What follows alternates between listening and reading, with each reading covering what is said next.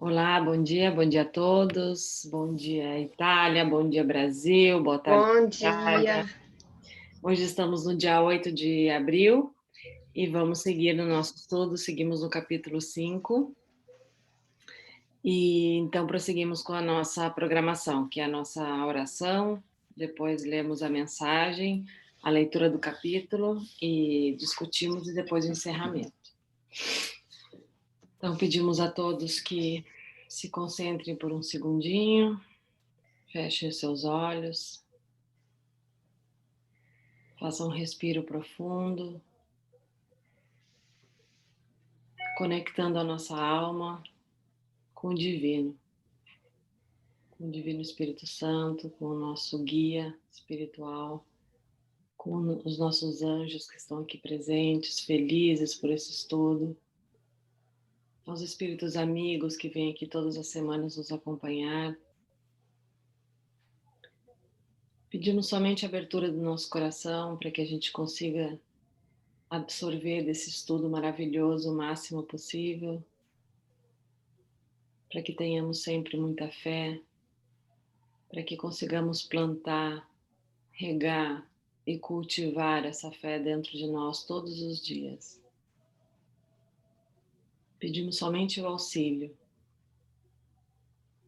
para que no momento das quedas possamos levantar, para que no momento das alegrias possamos enxergar e entender que estamos aqui para aprender. Agradecemos a presença de todos e pedimos autorização para começar o Evangelho no lar de hoje. Que assim seja.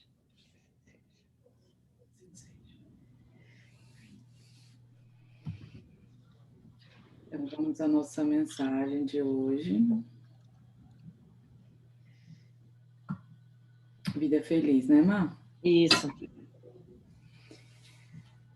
Concede uma nova oportunidade ao teu desafeto, facilitando-lhe a aproximação. Mantém-te receptivo. É possível que ele tenha mudado de opinião, reconhecido o erro e esteja aguardando o ensejo.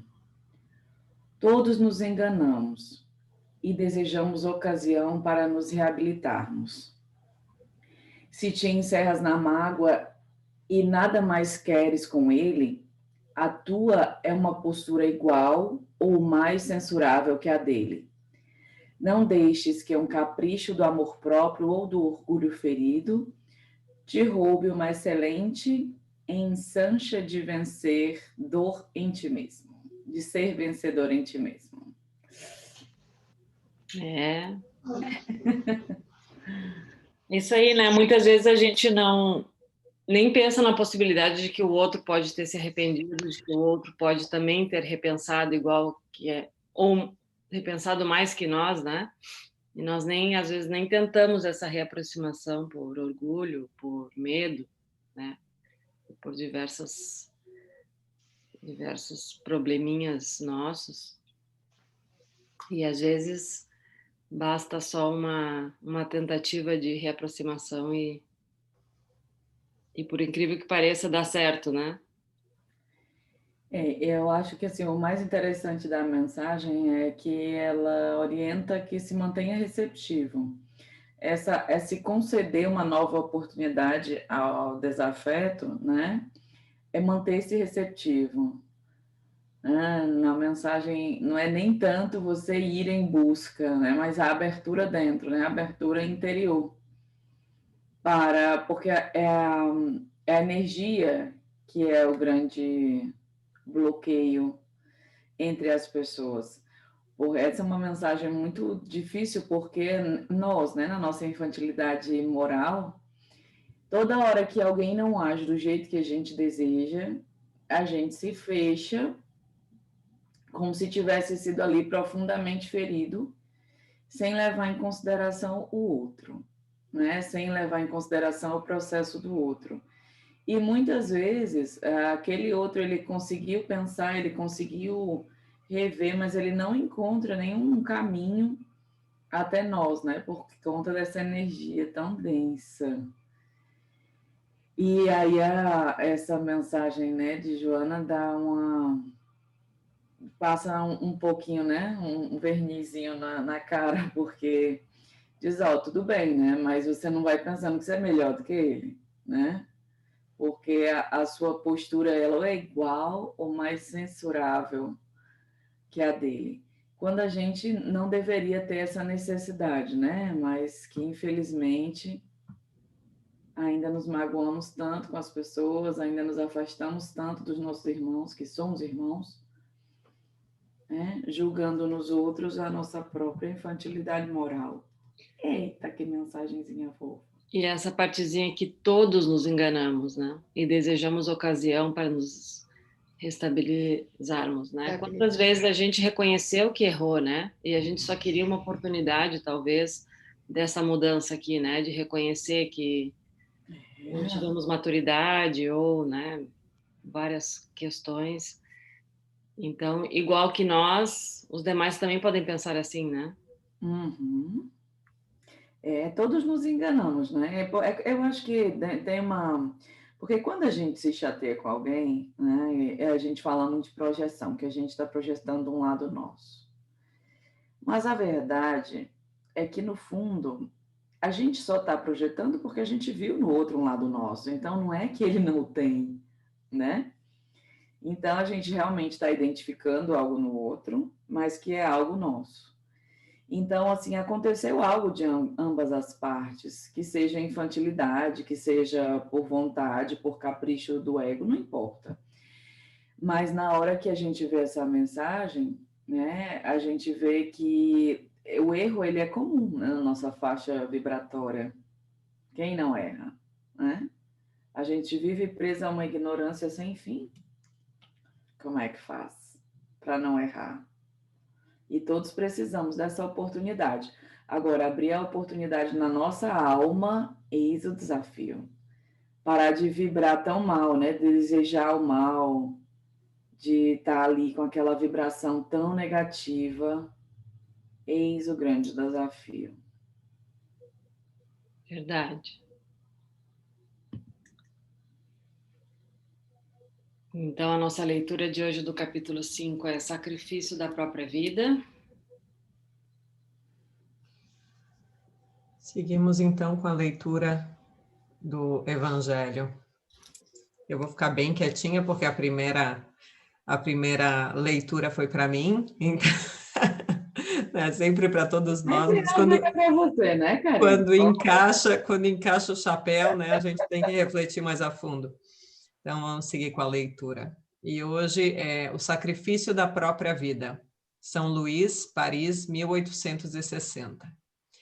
Aquele que está desgostoso da vida, mas não quer abreviá-la, é culpado por buscar a morte num campo de batalha com o pensamento de torná-la útil? Que o homem se mate ou que se faça matar, o objetivo é sempre o de abreviar a vida e, consequentemente, ao suicídio intencional, embora não ocorra de fato. O pensamento de que a sua morte servirá para alguma coisa é ilusão. É apenas um pretexto para encobrir a sua atitude criminosa e desculpá-lo aos seus próprios olhos. Se ele tivesse realmente o desejo de servir o seu país, ele procuraria viver para defendê-lo e não morrer, pois uma vez morto, já não serve para nada. A verdadeira abnegação consiste em não temer a morte quando se trata de ser útil, em enfrentar o perigo, de oferecer antecipadamente e sem pesar o sacrifício de sua própria vida se for necessário. Mas a intenção premeditada de buscar a morte, expondo-se a um perigo, mesmo para prestar um serviço, anula o mérito da ação. É uma leitura curtinha, mas com tanto a oferecer. Eu acho que a gente pode comentar essa primeira e, de repente, depois segue para número 30, que é uma outra pergunta. Uhum.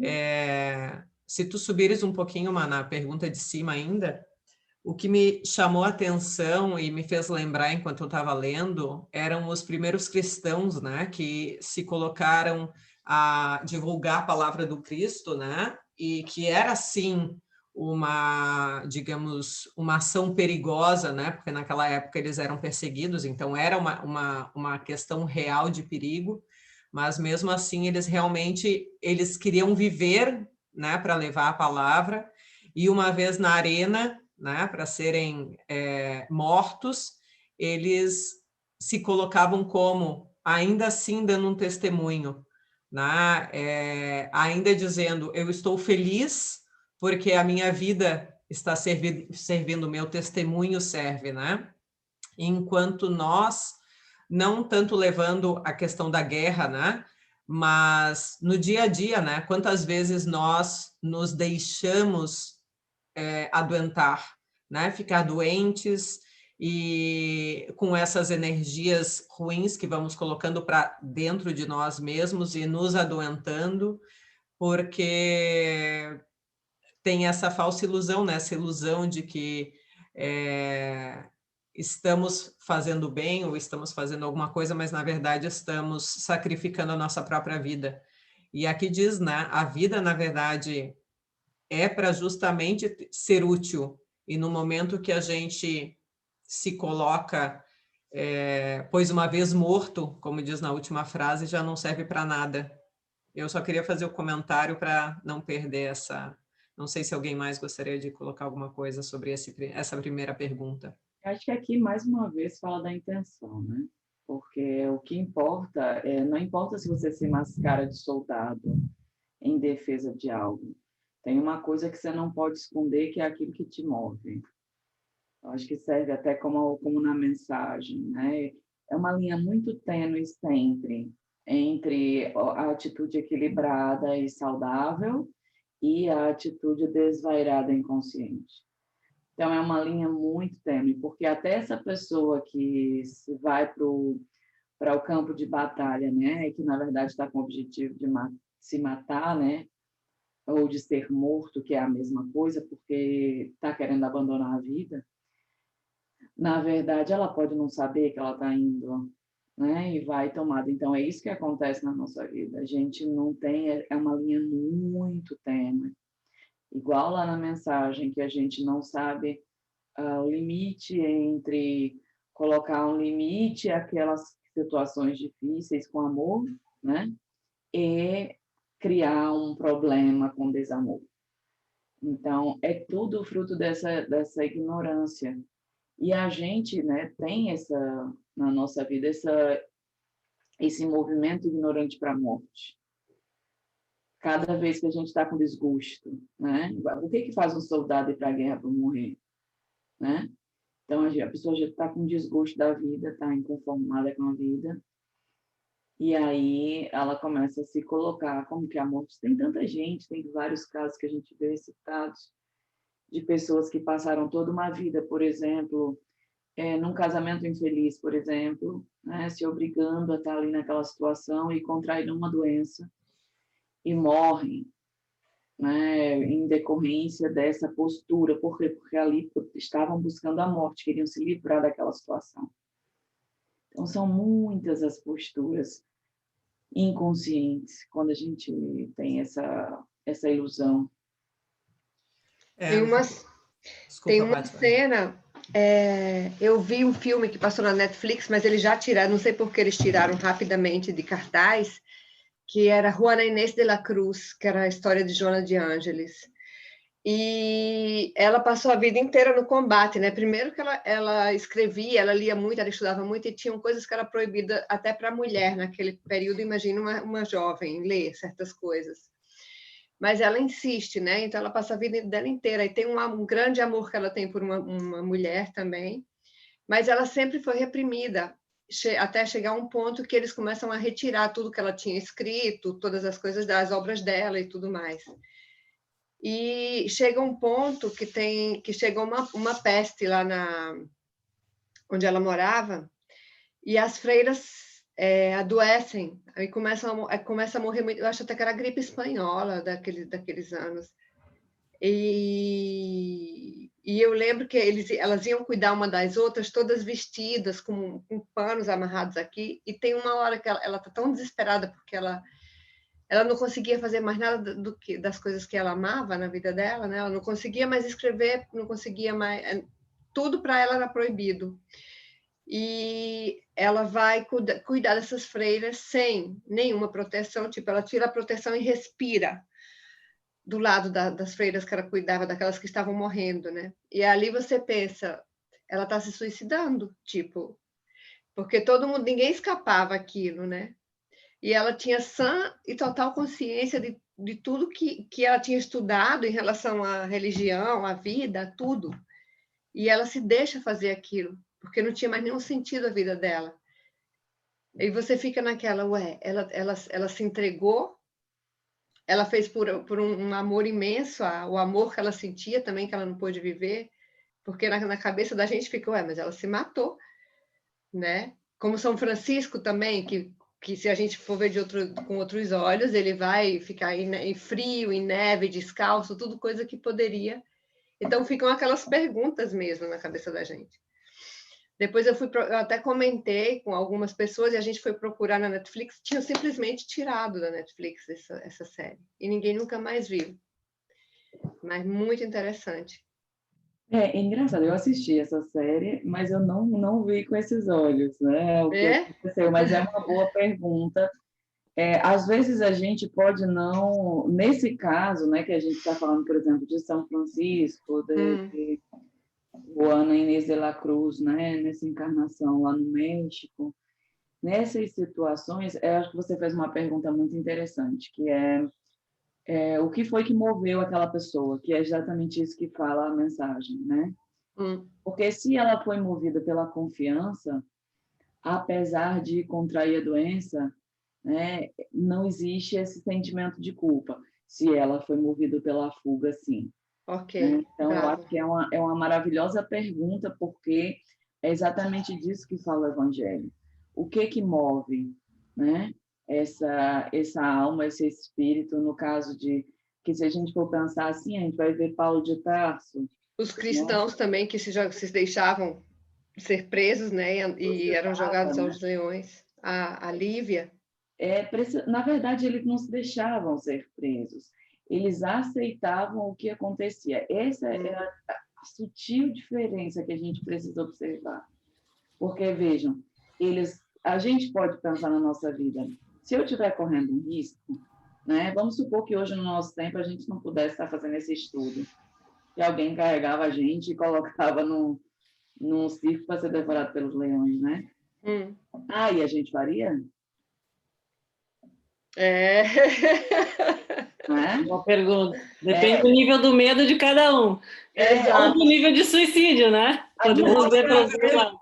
Ou do nível de confiança, né? Porque, na verdade, é exatamente o que a Mirella colocou, é o nível de confiança. Exato. Você, apesar da consequência que pode ser a morte, a tua fé, a tua confiança naquilo, a tua intenção é assim, pura e verdadeira, que tu dizes, ok, eu acredito, vale a pena, digamos assim, se a morte for a consequência, let's do it. Mas aqui a gente está correndo o risco de morte, tá? Do ego, porque esse vídeo, por exemplo, vai ficar aberto, tá? Então, assim, muitas vezes é difícil a gente dizer o que pensa, a gente se posicionar, porque, meu Deus, se alguém assistir, dizer que a gente está fazendo uma besteira, né? Então, assim, como é que nós nos posicionamos quando nós estamos em perigo?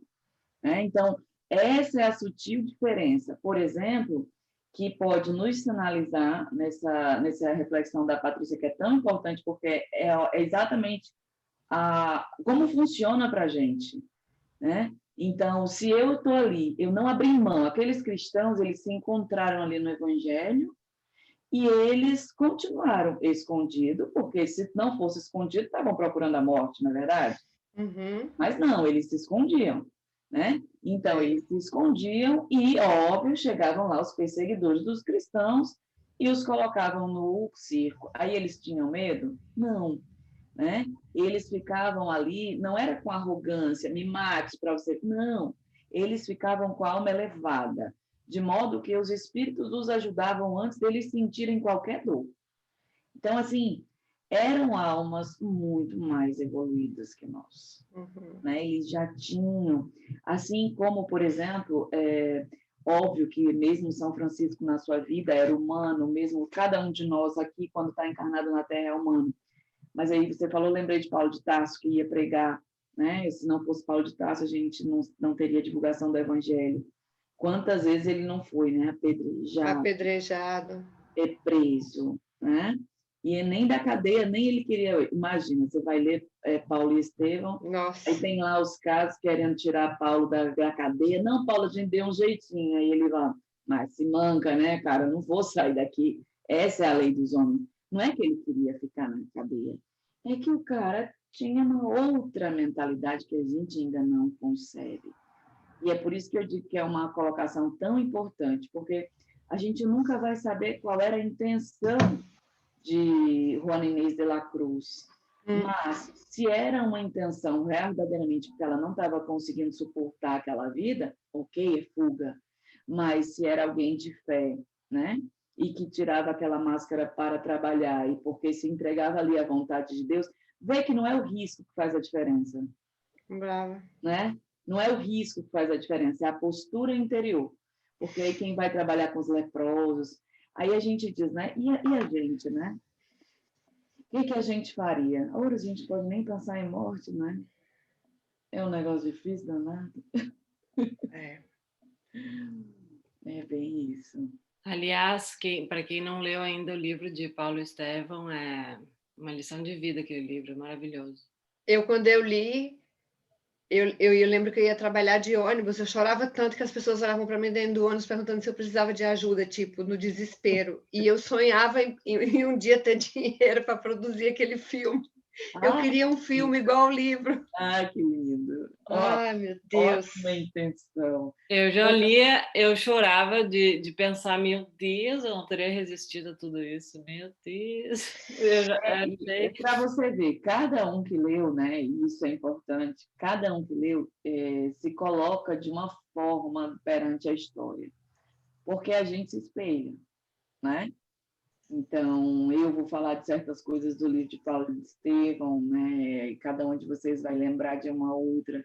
Por quê? Porque ali toca nos nossos pontos, né? Nas nossas questões de vida. E aquele livro ele tem esse poder.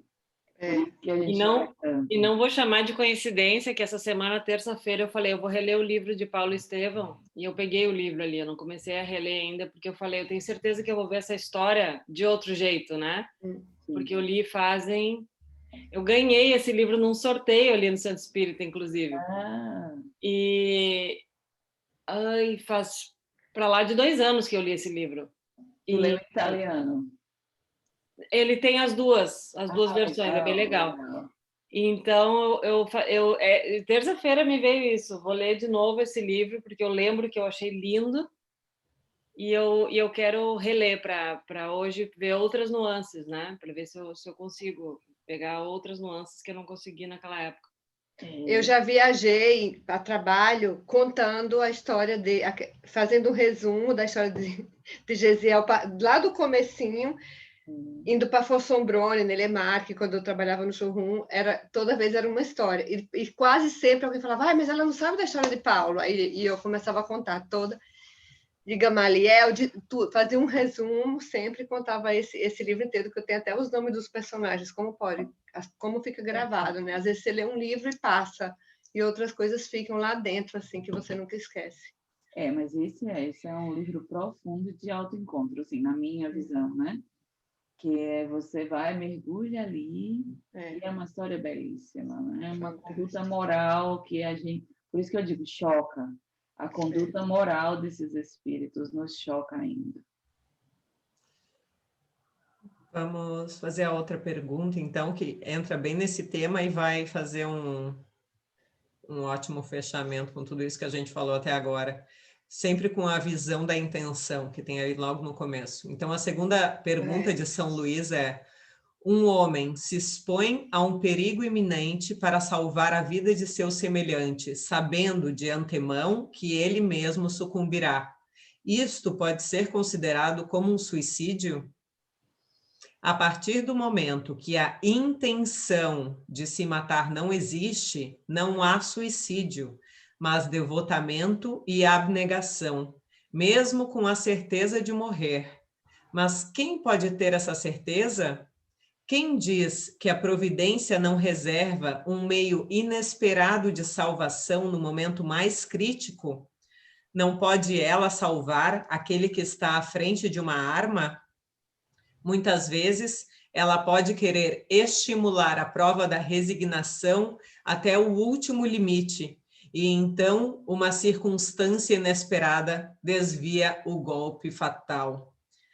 E mais uma vez, lendo, me veio um outro pensamento, quando Deus diz a Abraão, né?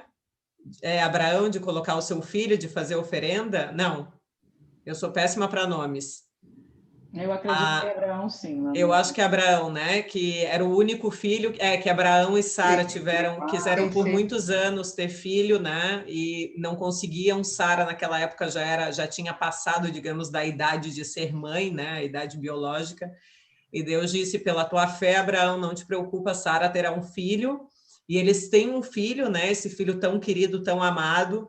E Deus disse realmente, né? Óbvio, vamos sempre, né, ver as leituras nunca no pé da letra, mas no sentido, né, moral. E ele diz, se você, né, realmente me ama, digamos assim, faça entregue o seu filho, né, e com toda a dor no coração, né, mas com esse devotamento e abnegação, né, Abraão coloca o seu filho como oferenda, né, para ser morto, e Deus diz, Abraão, já foi, eu não vou matar o seu filho. Na verdade, era a intenção. E, mais uma vez, tu me mostraste essa tua intenção de seguir, essa tua fé, né? E aí a pergunta que ele coloca muito mais aqui embaixo, né? Quem diz que a providência não reserva um meio inesperado de salvação? Quem é que não pode ser salvo mesmo à frente de uma arma, ou seja, no segundo anterior? Que pessoas de fé somos nós, né? Que não conseguimos realmente nos colocar, não propositalmente, né? Mas tendo essa intenção realmente de devotamento e abnegação, se ocorrer, quem é que tem a fé naquele momento de dizer, meu Deus, eu te coloco em tuas mãos, que seja feita a tua vontade, e naquele momento tudo pode ser, tudo pode acontecer, né? É realmente... É a hora de saber se confia em Deus, né? É a confiança, né? Confiança, fé e a intenção, realmente, para mim, é a palavra que mais vai ficar marcada hoje, dessas nossas leituras, né? E não só a intenção da morte ou da vida, mas a intenção em tudo, em cada ato do meu dia. Qual é a intenção de eu estar fazendo isso? Com que intenção que eu tenho de falar alguma coisa para aquela pessoa? Que intenção que eu tenho em ter esse ato? Hoje vai ser realmente uma reflexão bem profunda. É isso que nos dá uma responsabilidade tão grande do estudo, né? Porque o estudo ele tira da ignorância. Então, quando uma pessoa erra e a pessoa ela não tem a consciência, né? Ela, às vezes tem uma intenção, né? Imatura, mas uma intenção que ela é boa. E aí a gente vê às vezes a pessoa fazendo barbaridades, mas a intenção da pessoa era boa. E aí a gente julga a pessoa, condena a pessoa, né? Só que a intenção da pessoa era boa. Você que pensa que tem mais consciência da pessoa, que está julgando a pessoa, é que vai ser ali, vamos dizer assim, condenado pelo julgamento, vamos dizer assim, né? Que é o julgamento pessoal, quando a gente lida com a verdade. Então, muitos de nós não temos consciência e age pela ignorância. Pela ignorância, lê-se sem intenção. E aí a gente não adianta ficar pensando que Deus vai queimar aquela alma, né? Porque ela não tinha intenção nenhuma, era inocente. Por isso a responsabilidade quando a gente começa a estudar, né? Que é o que eu sempre digo, como era bom ser ignorante, né? E a importância do autoconhecimento, eu vejo realmente hoje como uma leitura de autoconhecimento, de inclusive nesses momentos que tu te colocas, né? Como foi muito bem falado, em procurar a morte, né? Em deixar, de repente, ficar doente ou sucumbir, né? A essa morte. O autoconhecimento é realmente o que vai, muitas vezes, começar a tirar, né, pouco a pouco, esses véus e te dar essa possibilidade de entender, né? Meu Deus, realmente eu estava sucumbindo a isso pela ignorância. E agora eu vejo né? Uma outra saída, ou eu vejo que a intenção não era realmente a de me salvar, mas a de me entregar, né? Então, fica o convite, né? Porque, na verdade, o evangelho nada mais é do que conhece-te a ti mesmo, né? Que é o convite que fica desde sempre. E uma frase que para mim é muito maravilhosa, que é o ama-te a ti mesmo como ao teu próximo, mas como é que tu pode te amar sem te conhecer? Então,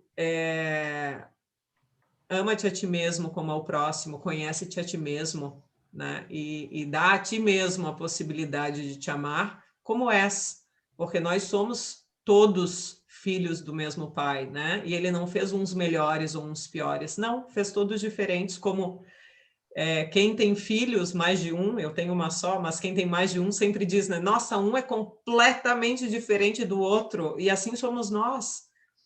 Assim somos nós. Então, vamos nos conhecer sem julgar, para conhecermos as nossas intenções verdadeiras, né, da nossa alma.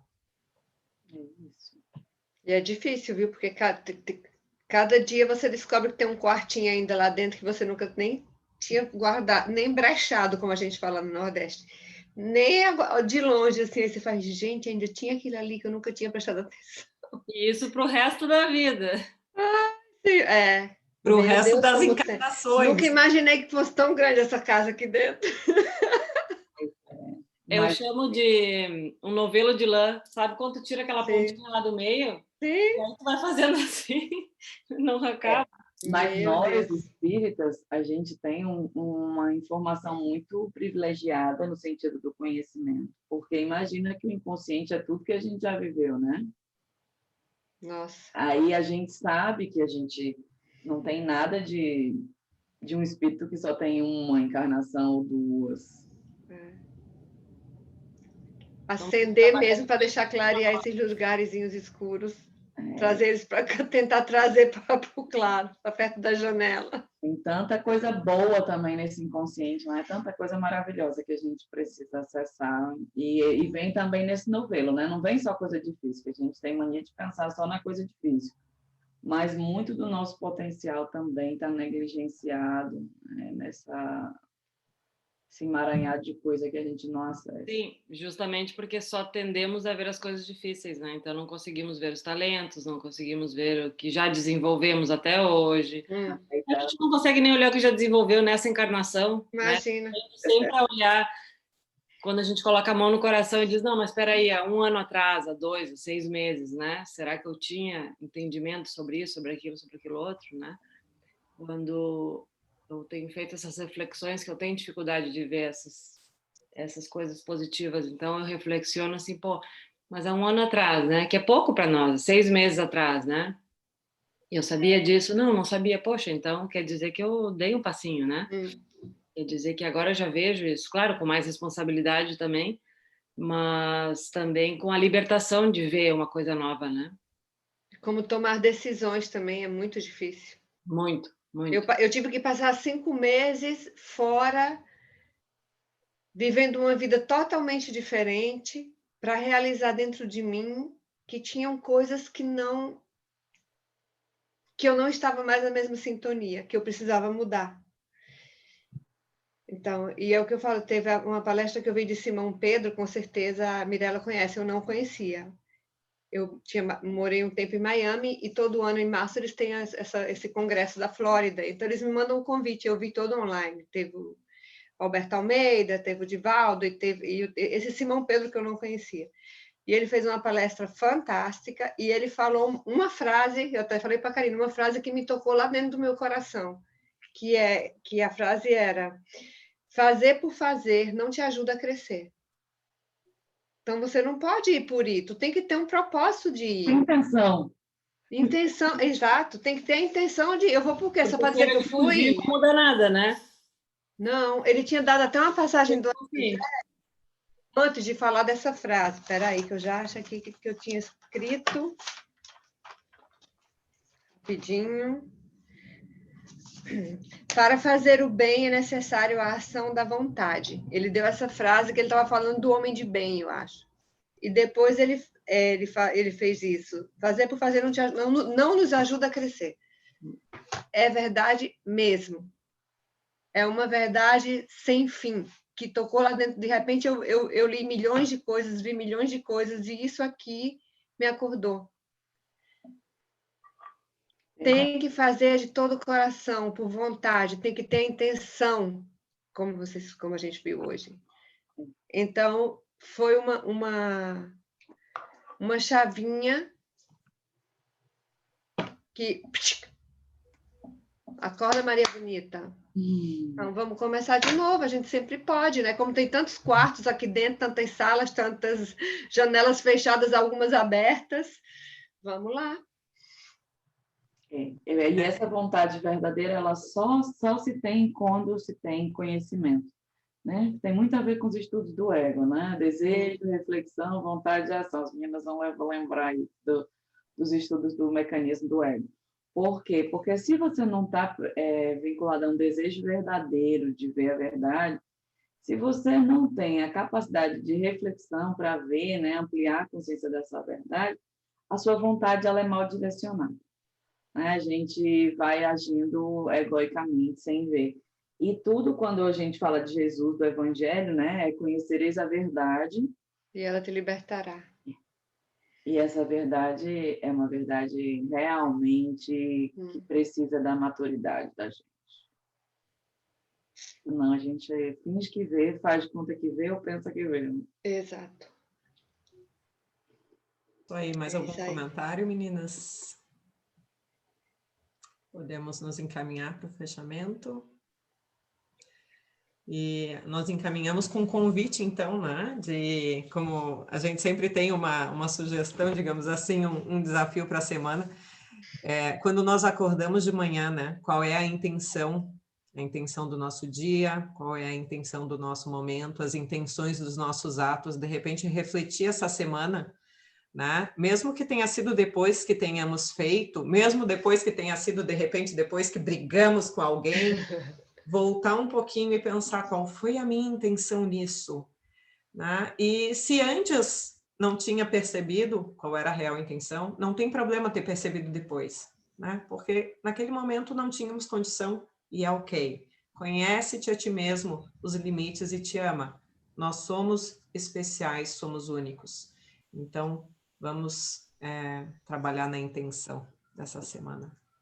E assim, com essa vibração, podemos fechar os nossos olhos para agradecer este maravilhoso estudo do Evangelho de mais uma manhã aqui na Itália e do momento do dia, onde quer que vocês estejam ouvindo a mensagem de hoje, que possamos realmente absorver todos estes pensamentos, todas essas energias, todas essas vibrações do bem, todas essas sugestões dos nossos amigos espirituais, do nosso mentor, dos nossos anjos de luz que nos acompanham e que estão sempre ao nosso lado, esperando que apenas peçamos por uma ideia, por uma sugestão, porque eles estão aqui, estão sempre presentes.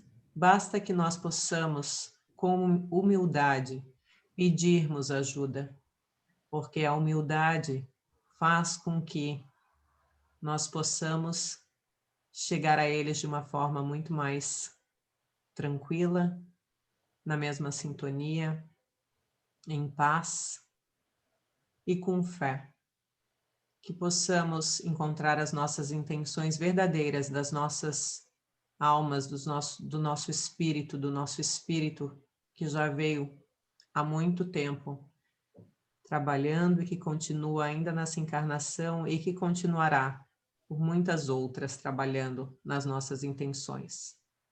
Que dia a dia possamos despertar um pouquinho mais a nossa consciência para trazer à luz as nossas caixinhas, a luz a essas salas ainda escuras, fechadas que habitam dentro de nós. E pedindo bênçãos para um dia e uma semana maravilhosos à frente, pedindo a bênção para conseguirmos refletir mais a fundo essa semana, Damos, então, o nosso fechamento de hoje com muita gratidão nos nossos corações e assim encerramos o nosso Evangelho do Lar de hoje. Que assim seja. Que assim seja. Obrigada a todos, gratidão, boa semana. Meu coração parece que vai sair do peito. Pum, pum, pum, pum, pum. É energia Obrigada. vibrando. Um beijo a todos. Graças a Deus. Beijos, meninas. Tchau, meninas. Obrigada.